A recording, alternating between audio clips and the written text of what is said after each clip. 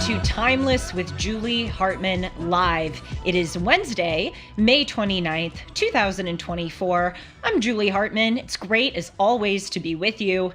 844-861-5537 is the call-in number, 844-861-5537. And as always, you can use the chat as long as you keep it classy.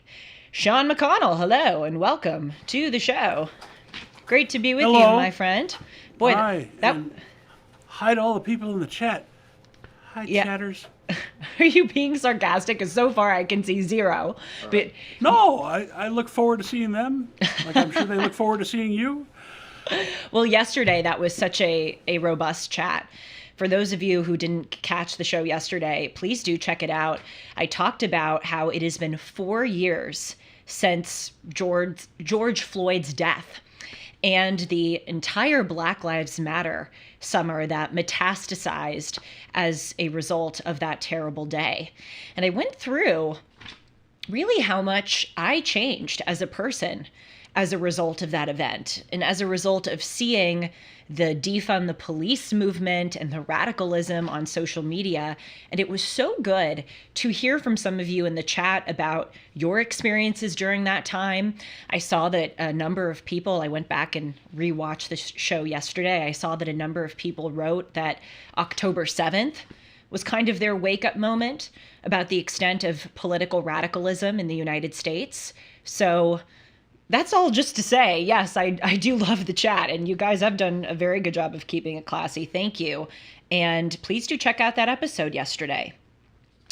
Today, we have a very, very special episode because I am welcoming back onto the show Nancy Colier. Those of you who've been watching Timeless for some time may remember that I interviewed Nancy a few months ago about her book, Can't Stop Thinking: How to Let Go of Anxiety and Free Yourself from Obsessive Rumination. I know this may come as a shock to you, and especially to you, Sean, but I am someone who tends sometimes to get into the realm of rumination. You're looking at me like, what? You? Never. What are you talking about? I know it's totally shocking that I would do that. But that was such a great conversation that I had with Nancy. I know I'm always shouting out these episodes that I've done, but really that one in particular, I encourage you to go look at. And one of the best pieces of advice that I think Nancy gave in that episode, which is so relevant to all of us who sometimes ruminate or who are plagued with negative thoughts. I remember Nancy said, treat that person in your mind almost like they're another person. Sometimes we tend, she said, to really internalize every thought that we have and think that every thought is true. It's the truth about ourselves or the truth about the situation that we're in. And that's not always the case. And I have to tell you how helpful that's been for me. And she said, almost name the other person who's giving you those negative thoughts or who's telling you that you're not good enough. Name them, Lydia or something, and go, all right, Lydia, you're telling me that I'm this, or you're telling me that I'm that. I'm going to block you out. It was just a great, helpful Nancy suggestion. So I'm so happy to welcome her back on the show to discuss her latest book. We have a picture of it right here. It's called The Emotionally Exhausted Woman: Why You're Feeling Depleted and How to Get What You Need. Nancy, hello, and welcome back onto Timeless. I am delighted to be here, and I'm glad that the last conversation was helpful. I hope this one will piggyback on rumination, because emotional exhaustion is one of the costs of rumination. Yes. So I look forward to hearing about how you're emotionally exhausted as well. Well, I was going to say to you, I got emotionally exhausted figuring out what my first question to you should be, but that's just sort of par for the course with being a woman, as you know. You tend to really overthink things. Speaking of which, before we dive into our discussion, I sort of wanted to set the scene a bit, because right now, as you know, Nancy, young women are facing a sort of general emotional crisis.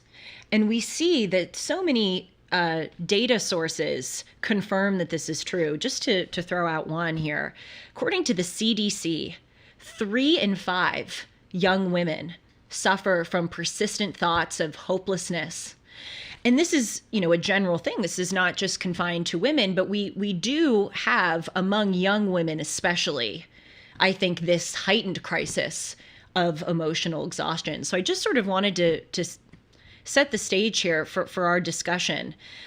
And I tend to notice a lot of the times, and I'm very curious to hear what you think about this, that women today tend to focus very much on the patriarchy, or focus very much on toxic masculinity as sort of reasons for our emotional exhaustion or our malaise. I don't quite know if those are the appropriate reasons. So I guess my first question to you is, why do you think there is this epidemic of emotional exhaustion? Let's start with the most broad, right? Exactly. If we step back, first of all, what is emotional exhaustion? Yes. Right? It's a little bit different for everybody, but it has a feeling of being, well, first of all, when you hear the term emotionally exhausted, you tend to know if you are that. You don't need a big data-driven PowerPoint, but Yes. it's a feeling of being spent, of being on this treadmill, often of who we're supposed to be, and that's not created by a patriarchy. That's built into our culture. But trying and trying and hating our bodies and trying to make every moment productive and be these perfect beings who are also selfless and being burnt out and depleted to our core. It's a feeling of, I can't try anymore, or I start to feel hopeless, or anxiety fits into that category, or depression, or it has a root in this fatigue of trying so hard to be something. And, you know, Julie, if we step back and really look from the very beginning, we're conditioned to be selfless, right? We have two options, really: selfless or selfish as women. And we know the scene, there's, I don't know, one cookie and you break it in half and one half is crumbled and crappy and the other one is big and robust, and the little girl gives the big robust half to her brother and everybody claps, right? Our worth, our value as females is very much based on taking care of others, being selfless, being the giver. But over time, what happens is we develop this kind of, it's almost like a background program, which is always running, and it makes us desperate that, and these are the most confident women, desperate to be likable. We're always trying to be likable. Yes. And we do this we all do this. We do this with people we're never going to see again, at the barista in the coffee shop, trying to let her have a fun time with me. Or client 30 something the other day is out on a date and the guy says something really offensive, but it's primal. She still wants him to like her. So Mm. she still laughs and does the thing, or go as far as date rape, right? When I was in college, my roommate was date raped, and my daughter, who's in college now, her roommate was date raped. Mm. And neither one reported. Why? Because we still wanted to be liked by all the brothers that were in that house where it happened and didn't want to be a Debbie Downer. So that's tragic to me 40 years later that hasn't changed. But Mm. what we're talking about is a kind of, I call it a likability cage, where the best we can hope for is to be perceived well. Not known necessarily, not truthful, not authentic. A lot of that has to be tucked away. But people will like us. So the problem is around the last thing I'll say, and then I want to hear your next question. But the problem is that, because I could talk about this and have been talking about this every day, all day, and it is so relevant. The problem is that there comes a point, usually in our tweens, where likability and authenticity bump into each other. And we have to make a decision, heartbreakingly. And we usually decide that being in relationship with other people is more important than being in relationship with ourselves. Mm. And that's, it can remain for a lifetime, for a lifetime. And I don't want that to happen. That's the root of the exhaustion.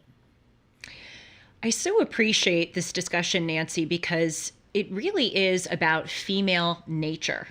And by the way, I just want to pause. I shouted out the chat. I can already see that there's a robust presence in the chat. We're live right now on YouTube, so I will be looking at some of your questions for those of you who are watching. If you have them for Nancy, I want to hear from you and what you would like me to talk with her about. But I really, as I said, appreciate this discussion because it's about female nature. And right now, it is such a tumultuous time to be a woman because of social media, because of this war on gender. What does it even mean to be a woman? There's no such thing as a woman anymore. Also, as I indicated at the beginning of this show, there are a lot of narratives right now, and Nancy, cut in if you disagree with anything that I'm saying, obviously, but in my judgment, there are a lot of narratives right now about the patriarchy and about toxic masculinity. And of course, to some extent, those things exist, but we as American women are so privileged, especially if we compare ourselves to women in Iran or women in much of the world who do not have equal rights. And so sometimes I think we point to these boogeymans in America as American women.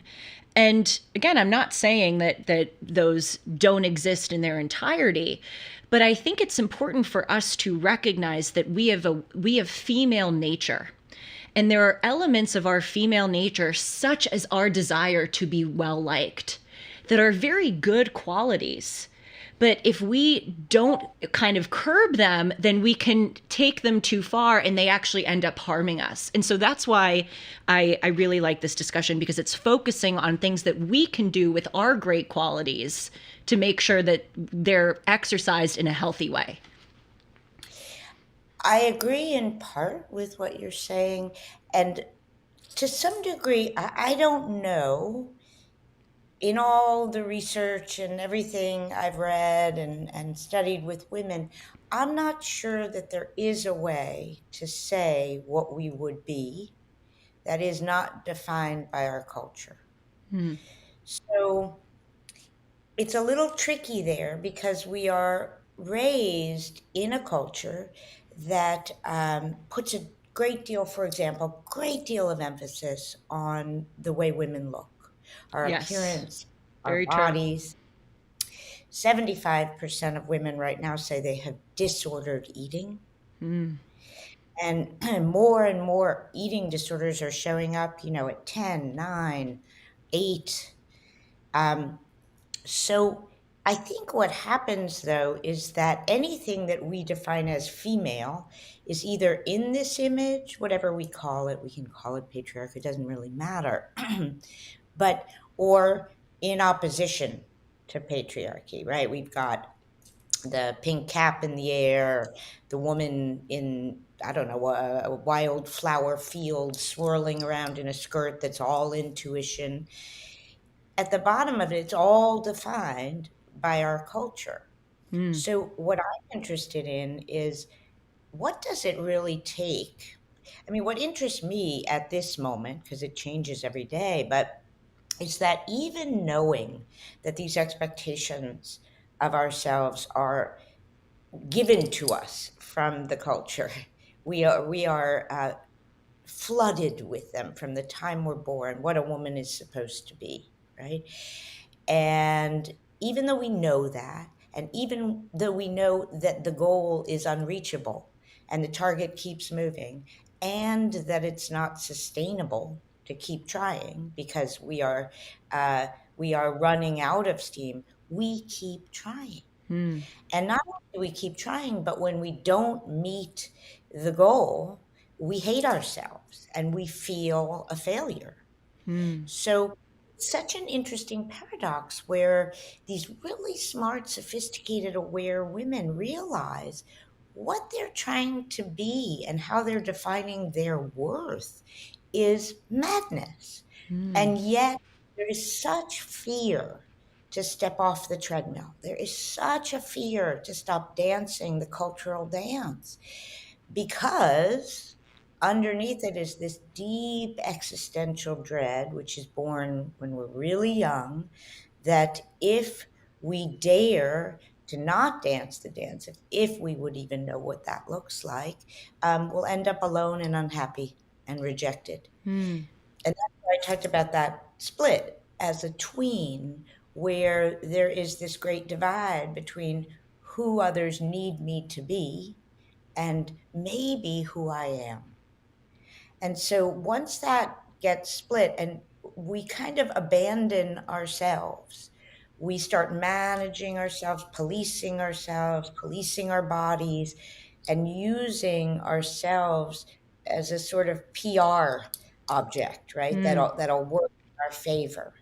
But we've left the premises to some degree. And by the time women get to my office or read the book, they've often so long departed their own knowing, their own wisdom, their own bodies that it's quite a process to get back inside and re-inhabit ourselves. But at the core of it is this deep belief and dread that, oh, if I dare to step off this treadmill, I know the rules of the game. I won't be okay. It's so I don't true.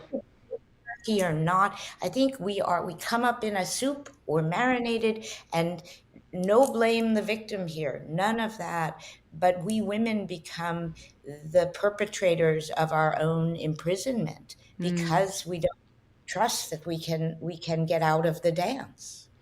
This is so interesting, and all of this is really resonating. And I want to explore more where it comes from because, when I talk about women blaming the patriarchy, I think, sometimes I hear a lot of women going, "Oh, we as women have been oppressed because we were denied the right to vote," and obviously that's true, and it was a terrible, terrible thing when we were denied the right to vote.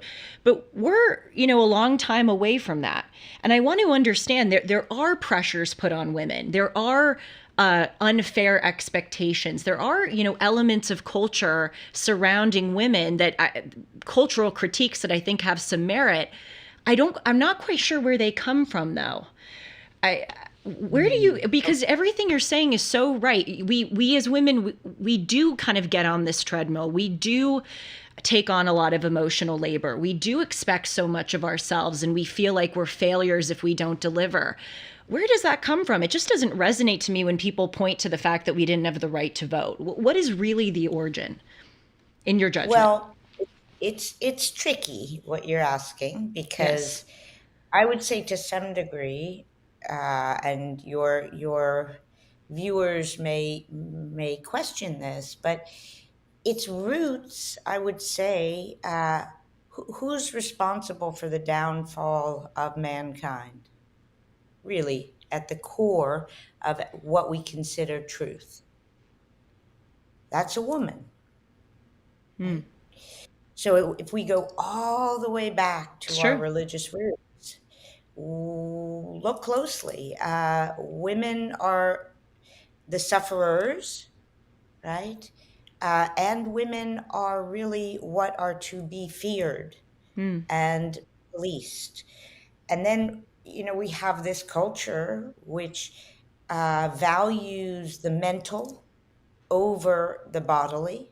Hmm. So, mind over matter, reason, science, data, uh, all of that is what we think is the truth.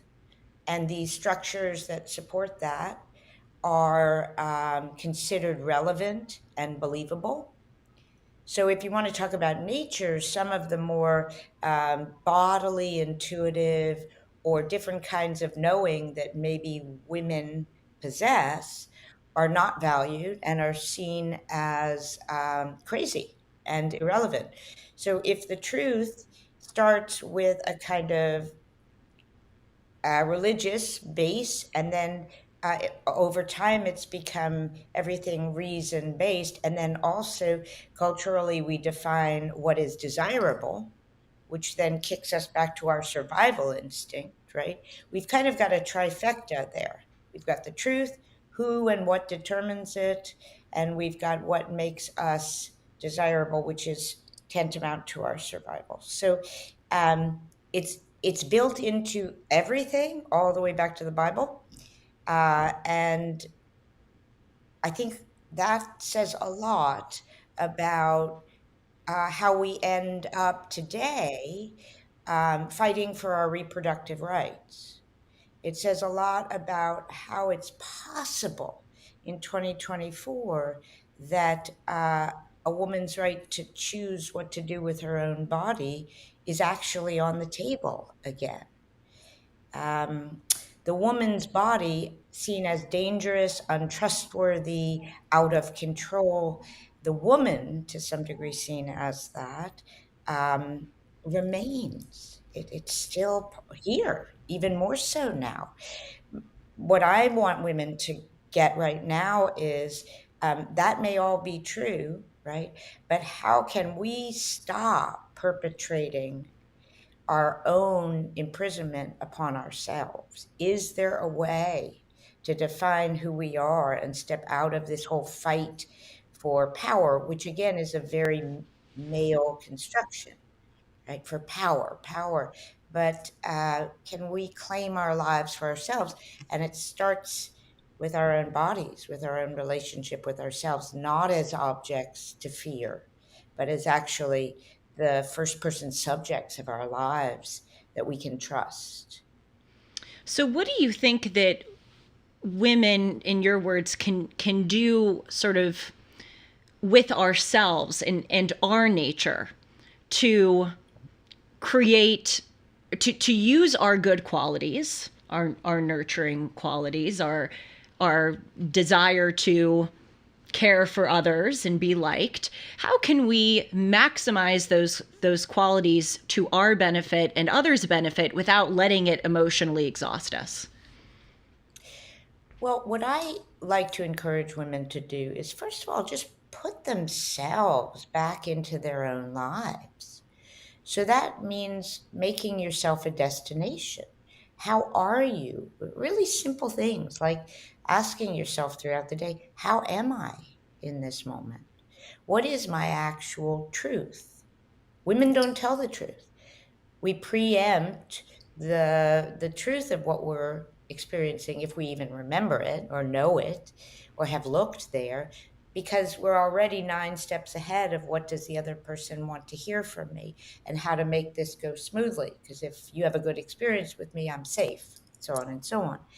But so to start to raise the question, what is actually true for me?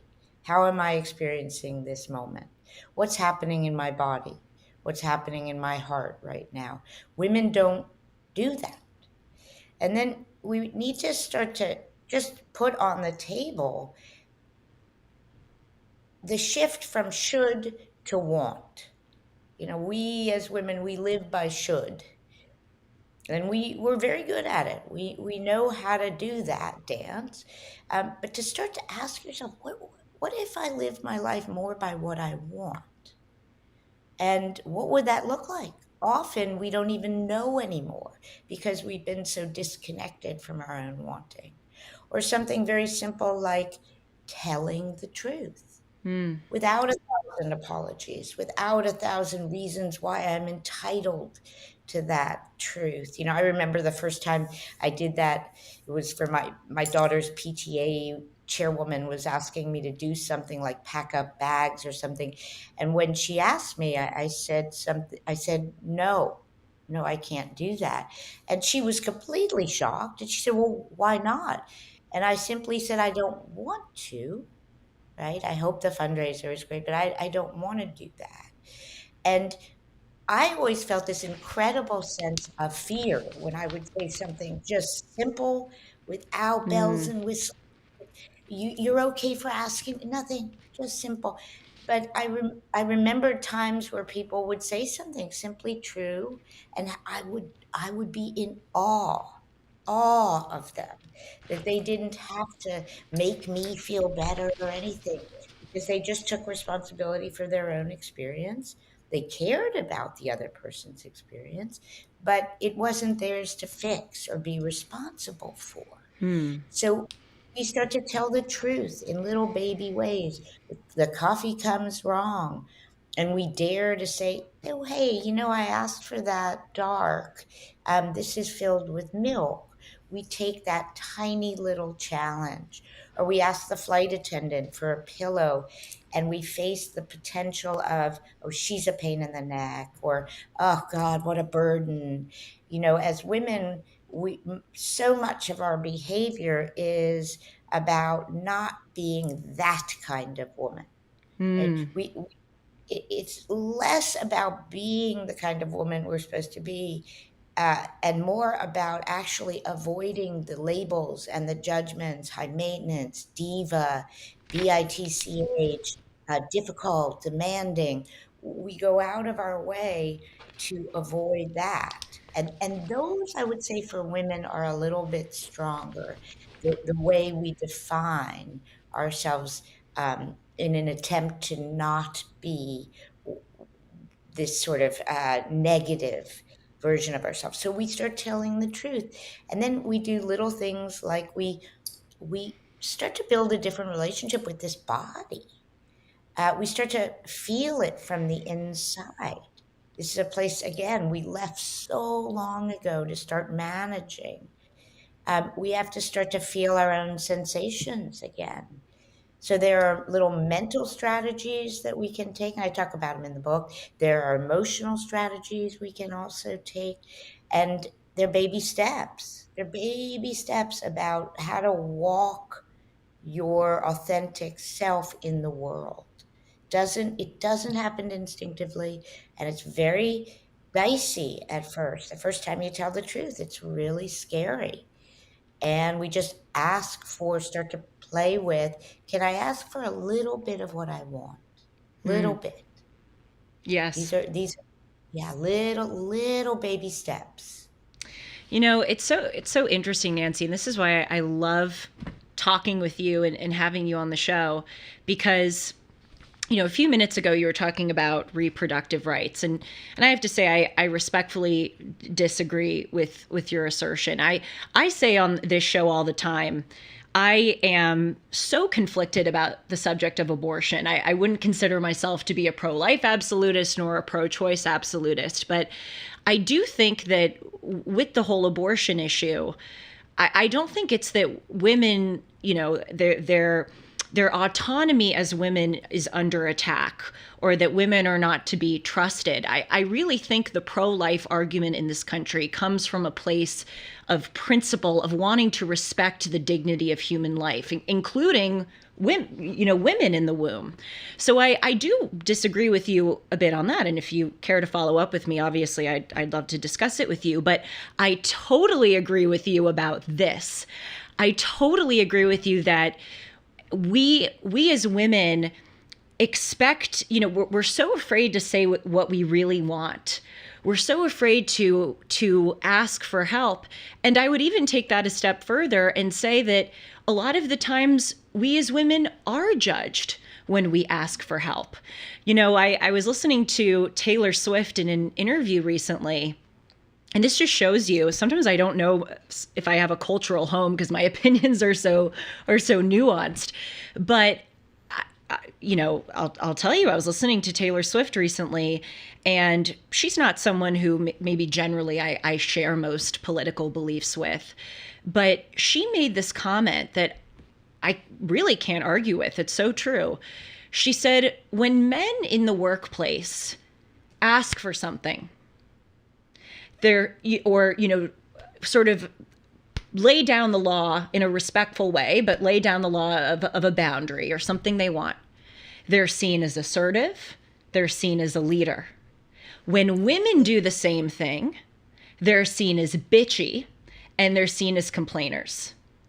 And again, And also, how did she get to that place of power? I bet it was something sneaky yes, that she and got. that is absolutely true. So anyways, just to say, I really appreciate this conversation because my opinions are super nuanced on all of this. I'm not totally with you on the women being villainized with abortion thing, but I am totally with you on when women stand up for themselves sometimes, they are judged more harshly than men. Absolutely. There's I no can't argue question with about that. There's no question. The thing I would say, I'll just say one thing on the abortion issue, is what concerns me most is, well, a lot concerns me, I will say. But to your point, that the young woman and young men in the womb, that cell right there matters, yes. And my charge, I guess, is the woman who is already here, whose life is going to possibly end in many ways um, once she's responsible for something she has chosen she can't be responsible for. So my concern is there very much. But also, there's another piece to it for me, which is I am so respectful of your experience and what's true for you. And I think in this world where we are now, perhaps the most important thing is that everyone get to make that decision for themselves. So that would include the men and women who are bringing possible life into the world. And that's where I sort of divide there, which is that's wonderful. And for you, that should be your choice. So in no way would I ever want to legislate anyone else's truth. But I do think it's valuable that we get to make that choice for us, just for ourselves. I wouldn't dare say what's right for you. But on this other front, about there was a business school study done some years ago. A woman actually named Heidi Rosen, and um, it was a Harvard. It was a Harvard case, and a Columbia professor took it to his business school students, just exactly what you're saying. And same case, he presented the protagonist, who happened to be a hedge fund manager and then became a venture capitalist, and the super successful woman. And in half the group, he gave Heidi the name Howard, and he gave Heidi. And he said, "So tell me about this venture capitalist." Exactly what you were saying. Howard was somebody everyone wanted to go golfing with. He was cool, he was powerful, he was a go getter. Heidi, who was the actual study case, was a bitch, was arrogant, probably got to the top using maybe sexuality, if not something manipulative, and a whole host of other things, but not someone that you would want as your boss. And another huge distinction that we see in business is that women, when they succeed, are not really okay taking credit. Men, it's wonderful. I did it. The So that word is is so on. true. When women succeed, we always say we, and then we apologize because maybe there was something we could have done better. It's so true. And see, this is it's very nuanced because I think there are internal things and external things at play here. We've identified the external thing, which is that women are judged more harshly when they are assertive, for instance. But also there is this internal thing, and I can tell you this as a woman. I know a lot of women listening are probably agreeing. I saw someone earlier in the chat for whom this resonated, a female that is. But we do have this internal thing that in my view we put on ourselves, which is when we succeed, we don't allow ourselves to take credit. or what, and I don't know why we do that to ourselves. It's sort of a matter of self-sabotage. Well, I really want to be careful about blaming the victim because there are real consequences, Julie, and you give up a lot of cash and prizes. When a woman needs something, they add a Y, whoever they is. We become needy, we become leakers, we become weak, right? So when a woman actually takes the credit, she is put in the box as a bitchy, arrogant, blah, blah, blah. So Hmm.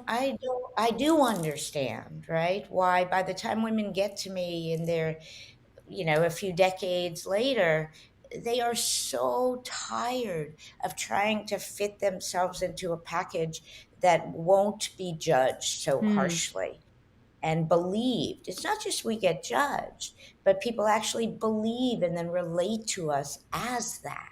So thank God, there gets to be a point in our lives where, okay, bring it on, because I can't keep trying to be, sort of tying myself into pretzels to not be judged. Judge me, right? Because we're so darn exhausted that it's time to let go of what everyone thinks of you.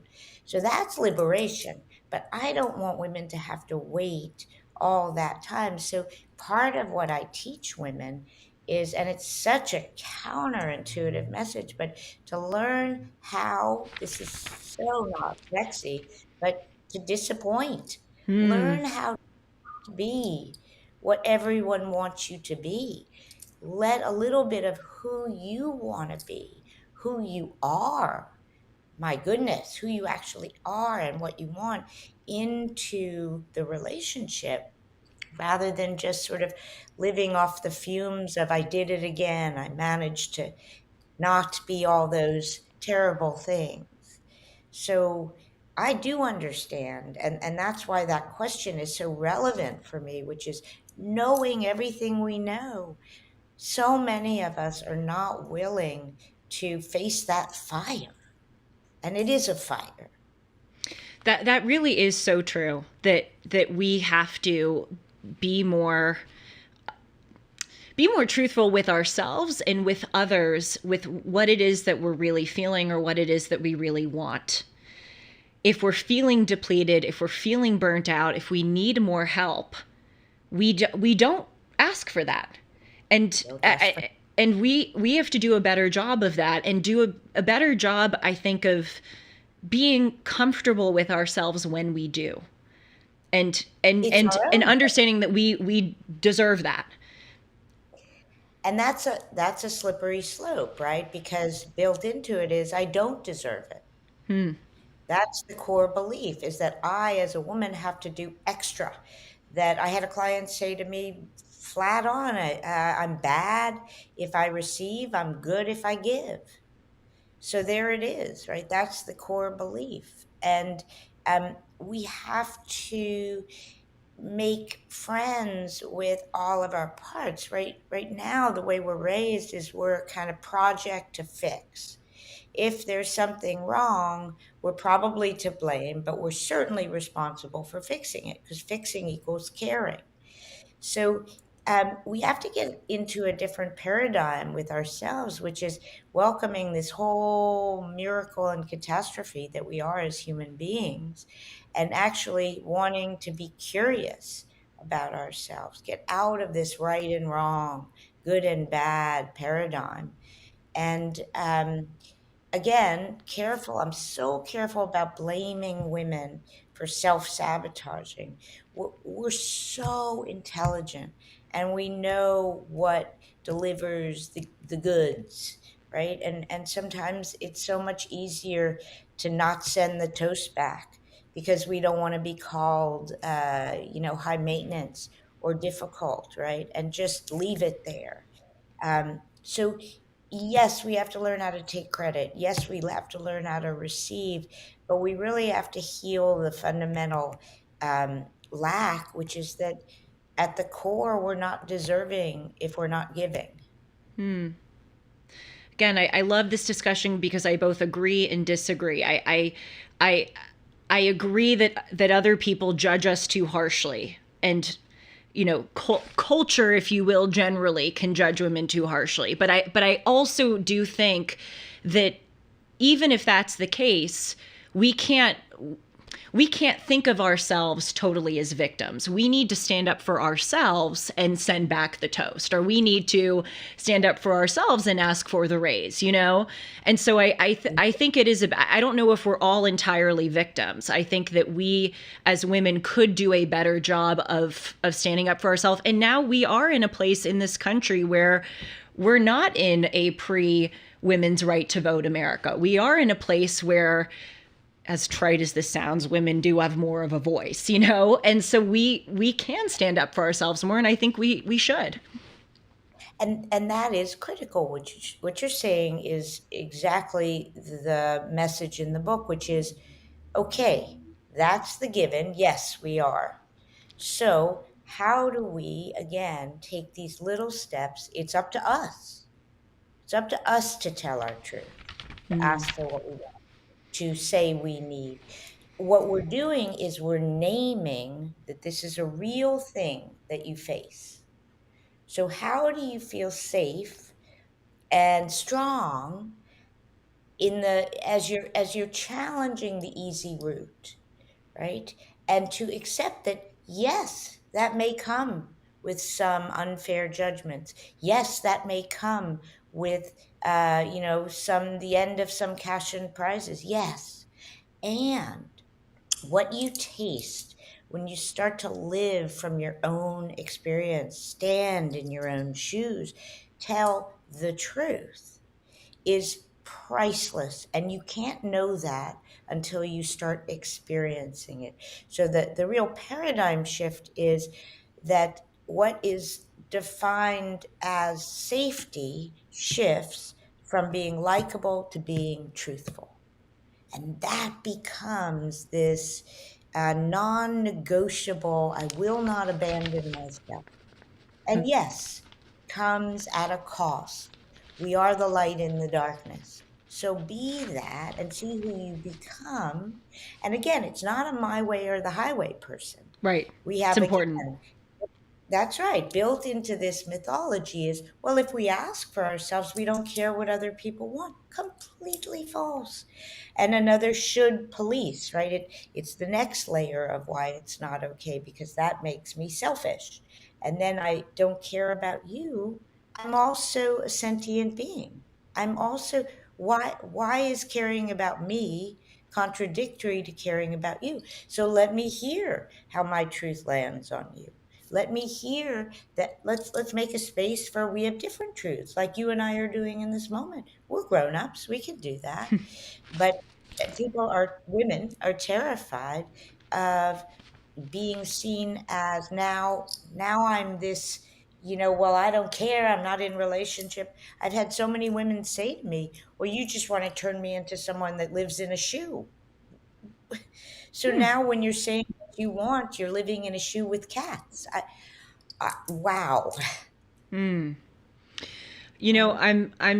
there's a lot of a lot of comments in the chat that it's hard to stay attentive to this and then look at what people are writing. But I did see, when I was looking over a few minutes ago, that someone was writing about how women just biologically, and again, it's so crazy that this is even contested these days, the biological realities as a woman. In order to defend and protect women and understand the realities of women, we need to agree that there are biological realities. One of them is that if we want to have children, we've got to get on that faster than men, And so I just wanted to kind of throw that in here, because I think that's an important part of why women are the way that they are, or, well, I'm curious, how do you think that plays in? We do have this expedited timetable, and we have this awareness of marriage and kids much more earlier on than men do. So that's right. And how do you think this plays in? It's a great point, Julie.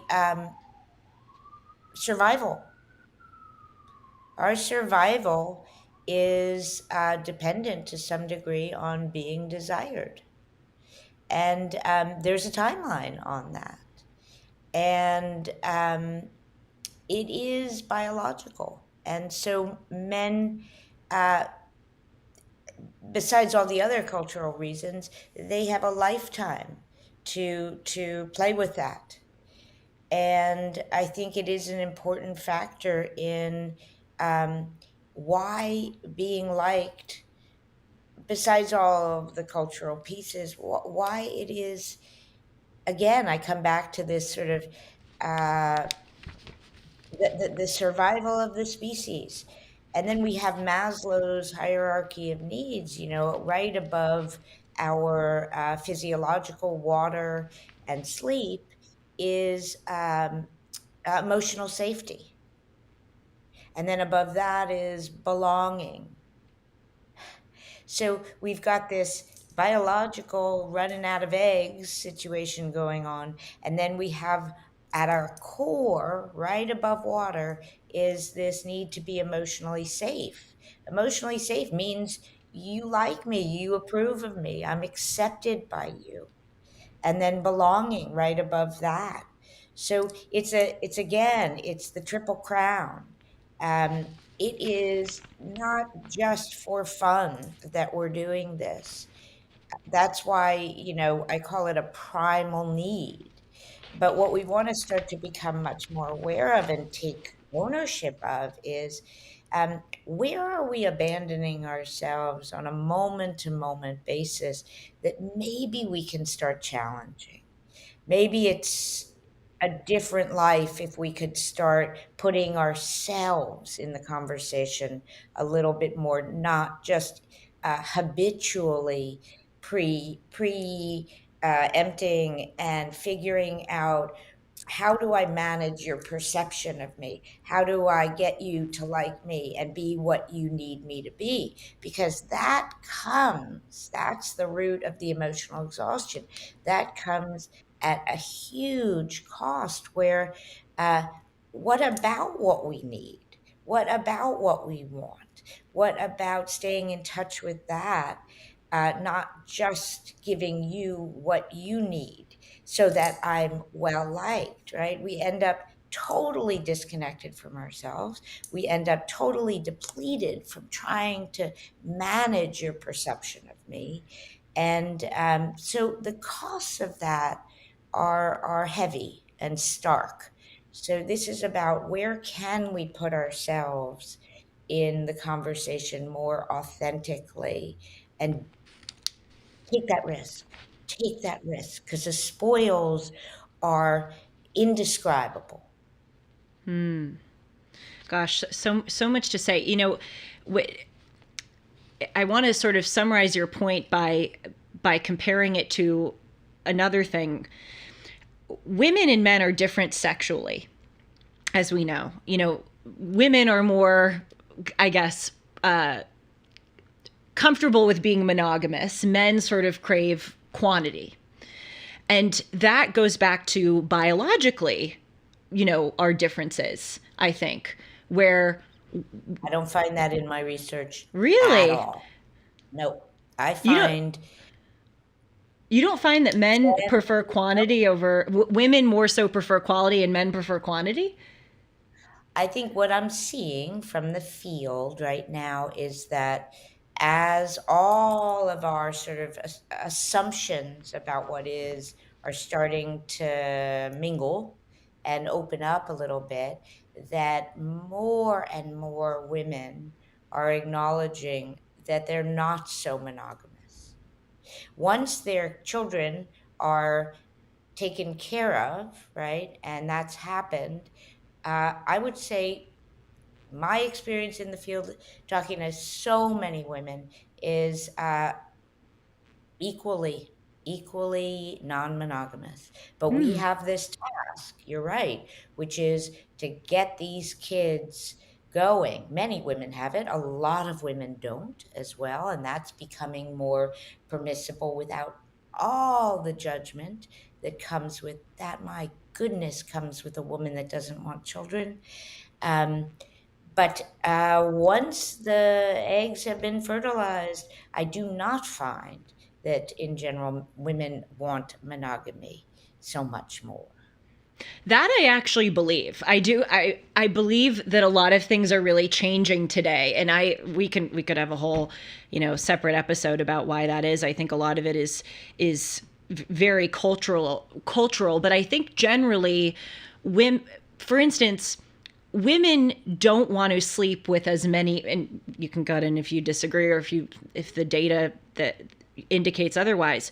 Women don't want to sleep with as many men as men want to sleep with women. I would say let's keep it on the table with us. Women also don't want to be called whores. Yes, but just generally, I'm making the comment that I think we sort of got off on a rabbit hole, which is totally fine. On my show with Dennis Prager called Dennis and Julie, we call it the tangent hour because we just keep going down these roads, all of which are very interesting. And I want to follow up with you on, but I do sort of want to stay on the track that we were on. And the only point I'm endeavoring to make is that I think because of our biological differences, we have sort of behavioral or personality differences. And I think your point earlier which stemmed from our discussion about how women have to pay attention to marriage and kids much faster than men do, I took your point that we need approval and belonging sort of much sooner than men do because of those biological differences. And I think that that's just something to be aware of that plays into our emotional differences. And that's sort of enlightening to me that the biological and the emotional can be connected. And so I just wanted to make that point. Absolutely. No question about it. And, to keep with us as well, that for whatever reason, and it's not relevant in the moment, but little girls and little boys are valued often for different things. And so that likability piece, that pleasing piece, that easy, that giving, uh, it is the case that young women are more valued for those qualities. And because we're so smart and nothing needs to be said, we know how to belong and to be loved, and we figure it out, most of us. So it starts even earlier before that drive to complete our maternal um, adventure, but there's already built in a need to be liked. Nancy, there's so much more we could talk about. And as you know, I love having you on the show. So we should definitely do a follow up with all of those tangents. But because we are talking about your book after all, this whole discussion is branched from that you wrote a book on this. What are some things to close out that you would want people to know about your book, and maybe some of and you've been giving great pieces of advice, but I want to kind of give you this opportunity to publicize your book and talk about what you think it makes it different and would be especially valuable to the emotionally exhausted woman. Well, I would say there's another way of living than the way we're living, and it really is possible. What I hope to offer in the emotionally exhausted woman is it's kind of the heroine's journey, which is back home to herself, to trusting our own wisdom, to not existing only for external approval and likability. It's how do you, at a deeper level, how do you come home and trust that you can walk authentically in the world and be safe, and that there's a path for you there. So it's the heroine's journey home, to realize that all this time you've been looking out there for completion, for what makes you worthy of your own oxygen mask, right? And the answer is actually this way, in the least likely place to look, the very place we've been taught we should never look, right? So what the book has you doing is questioning the assumptions, questioning what you're taking for granted, core belief that you're not seeing, that's making you abandon yourself. So my hope is to empower you to come back home and live from something more real. Thank you, Nancy. Thank you so much for coming on to the show and for your great insights, and also, your willingness to have a nuanced discussion. It's so rare these days that, especially two, and you may disagree with me on this, but that two women can really come together and have a open, respectful dialogue. I've been in a lot of conversations with a lot of women where I express a nuanced belief and I get hammered for it. And so I appreciate your willingness to do so. And I appreciate your mind and your curiosity always. What I would say is, let us have different truths. That's the whole thing I'm pushing for in the book, which is let yourself be there and someone else gets a spot at the table. These are not contradictory. It's and, not but. And I appreciate you because you can make space for the both.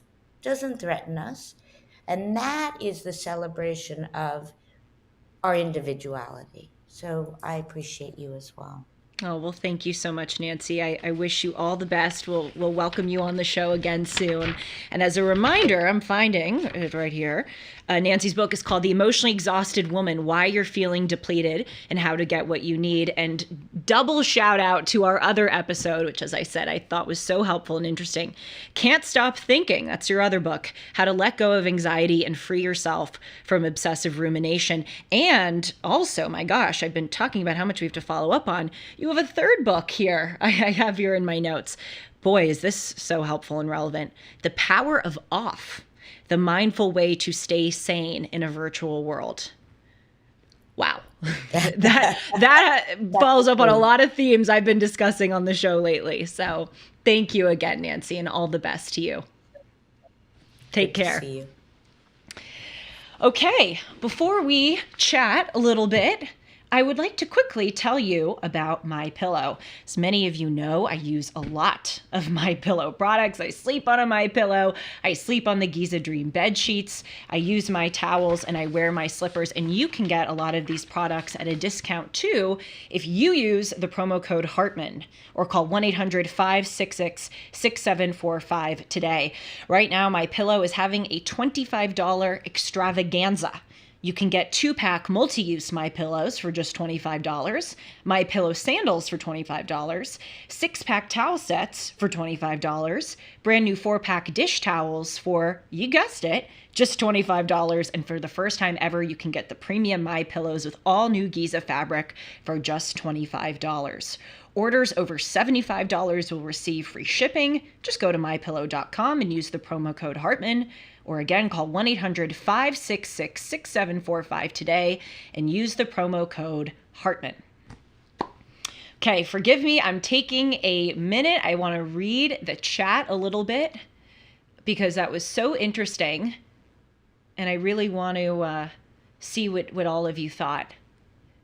That was a very good discussion because I think and Sean, I don't mean to put you on the spot here, especially as a guy weighing in on conversations pertaining to women. You're probably like, yeah, I may not want to opine, but we disagreed on some things. We disagreed, I think, on the origins, really, of the emotionally exhausted woman.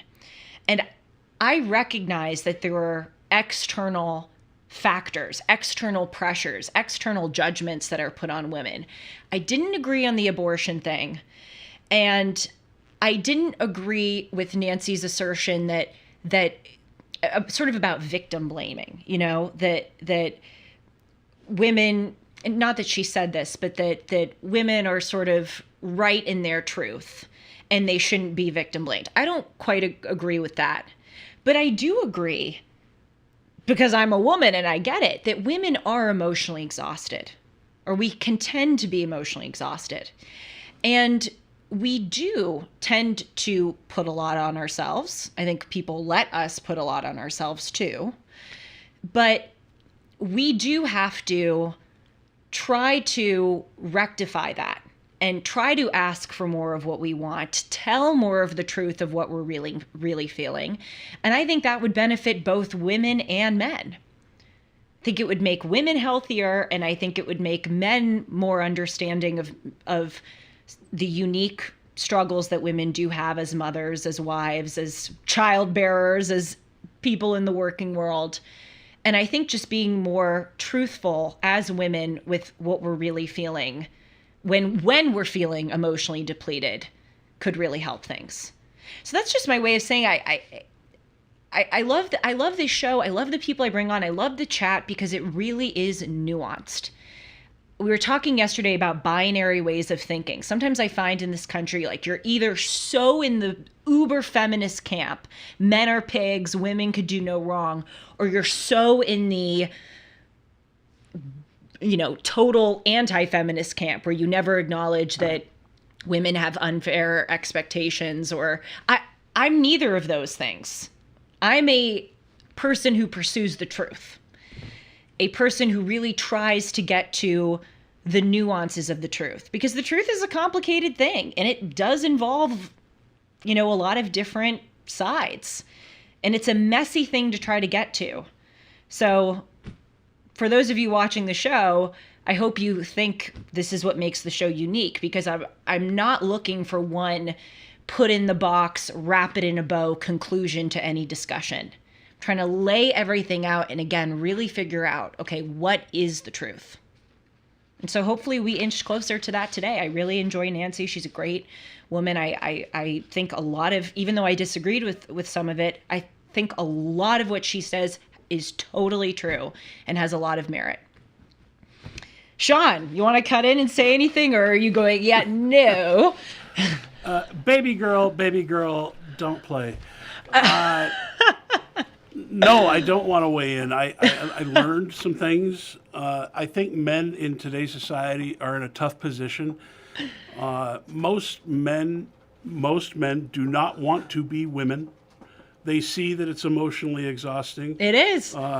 We enjoy being men, and we have been under attack for decades.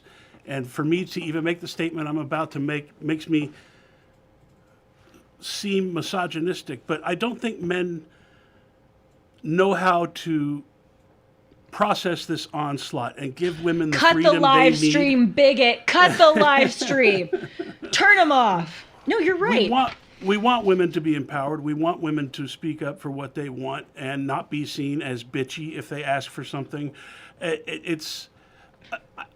I'd be lying if I said during that discussion there wasn't points where I thought, oh, woe is me. Like, men have problems too, and I'll be damned if we can complain about it. So true. I don't want to sound like I'm disregarding don't worry the whole discussion, but don't worry. I think it's a human thing to value your own worth and to step off the treadmill and not worry about what other people, whether they like you or not, or what other people think of you. And I see from your discussion that, and from women in my life and from working with you, I see how difficult it is to be a woman. At the same time, life is tough for everybody, whether you're male or female. And I think good men are trying to find a way to have this uprising of womanhood without being emasculated, without losing our own sense of what it means to be a man. So I hope that makes sense. You know, it's so funny. This is the amazing thing about a live show. I see Nancy's in the chat. My gosh. Oh, good. She's writing, men are not the problem, Julie. This is a misunderstanding. I so hope that's not what you taken from this conversation. That's a real miss. No, I'm hoping we could dial Nancy back in if she wanted to. No, Nancy, that's not what I took at all from this conversation. By the way, this is like an after just little chat because I wanted to see what people were writing in the chat. I don't think that's not the takeaway at all. I think what I'm trying to say here. Wait, well, let me first pause. No. I don't think that the takeaway is that men are the problem. What I'm trying. And I don't think Nancy thought that either. I think Nancy was just saying, as a woman, you need to be yourself, and you have to carve out the space for yourself to get what you want and desire in life. And you're up against a whole and she's right about that. Yes. Of way women are seen culturally up until recently. So all I mean to say by this post convo of reading the chat and sort of coming off of this discussion is to say that I think a lot of people, and this is a generally conservative talk show, and I am conservative, and I think a lot of people would listen to what Nancy said, for instance, about abortion, conservatives, and write off her comments as like too uber feminist.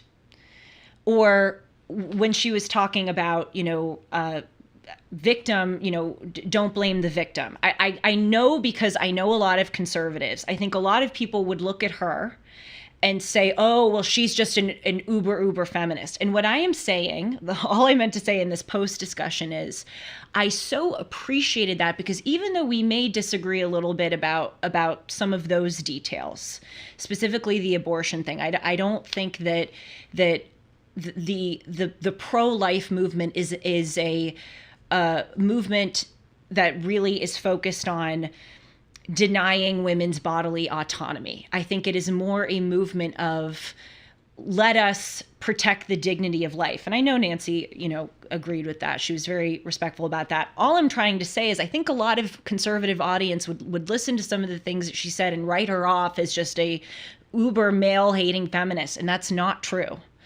I think she raised many excellent points. And it is a total reality that women are emotionally exhausted. And we had that whole discussion. I think part of it is culture. I think part of it we put on ourselves. But I just love that we were able to acknowledge that and discuss it and have respectful disagreement when we disagreed. But overall, we do agree that this is a problem that plagues women. And we have to be better about asking for help. Other people have to understand when we do that we're not being bitchy. And let's, all of us try to just do better so that so many women aren't more emotionally exhausted. And I saw women in the chat for whom it was resonating. I see Nancy is very thoughtful and she's great. Eloquent about the way she expresses her opinion. I look forward to you talking to her about that other book, Off. And I think rather than this be either women or either men, the world needs strong women and strong men. Yes. And a real man appreciates a strong woman. That's right. Well, this was certainly an interesting episode today, truly. And please do check out Nancy's website, and please do check out her books. Again, the one that we discussed today is The Emotionally Exhausted Woman. Let me see, Why You're Feeling Depleted and How to Get What You Need. Thank you all so much for being here. Thank you to Nancy. We'll certainly have a follow-up and discuss all of these great things that came out of this conversation. And thanks to you in the chat for your robust commentary. Take care, everyone. I'll see you soon.